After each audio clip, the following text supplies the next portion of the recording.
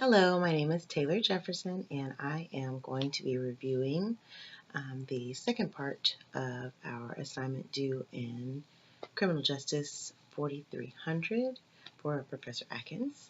We are going to be reviewing one of the chapters between 5 and 12, and I chose chapter 7 in our textbook, which is about commercial sexual exploitation of children. I chose this chapter because it made me really think about, or actually, it brought to light, and not really think, because of course, we're well aware of pornography and the exploitation and how sexual everything is on television and the quick access to pornography and all of those things for children. Excuse me, but I was mainly concerned about the amount of money that's put into pornography, the business itself. I was really taken by the demographic of the people that look at the child pornography links and share pictures and those things. Also, it was interesting to read about the different typologies of people who look at the child porn. Excuse me. So there were typologies in three different ways. The first typology that I noticed, that it was something that was created in the UK or Ireland. I apologize, Ireland. The COPINE. COPINE stands for Combating Pedophile Information Networks in Europe. So I was thinking UK, but Europe. There were 8 different scales of sexual images. 10 different types of exploitation from the images. So some of them were very similar to the paraphilias that were discussed in the beginning of the book. I did chapter 3, and so some of these things mirrored. Nudist, erotic posing, assault, gross assault, sadistic, and bestiality. Like a lot, those are just some of them. And just how, how disgusting it has to be, or how mentally scarring it has to be to have to go through these things and look at these pictures and know that there are people taking these photographs, or there are children that are made to think that they can take pictures of themselves. There are teenage girls that are inserting things into themselves for someone to look at it, for someone to give them attention, the likes, the follows. I mean, it's just, and that stuff is just all over. And each type of social media allows for you to report things, but it's just so inundated now, it's hard to keep up. I noticed that, and then what I was talking about the money.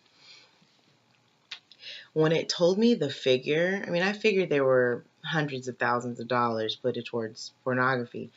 The book states that pornography is a multi-billion-dollar industry. I couldn't even, it's one of the highest grossing industries in the United States. I think everyone's welcome to have their own feelings about their own sexuality. Fine, but just the fact that the child pornography is so prevalent and the exploitation of our children was really hurtful. Other thing that I noticed were the characteristics of people that look at pornography that's child pornography. The age groups. I noticed when I was reading it that there was a great percentage of people that had pictures of children in age groups 6 to 12. I think the percentage was some 38% or 64% of images consisted of children in sexual poses. I didn't even understand it. I was really disturbed by it. The amount of and the ages. I mean, it even went down. It went from the 15, 17, went 6 to 12. It went underneath 6, like 3 to 6, and then under the age of 3. And I couldn't even, it just made me sick to my stomach.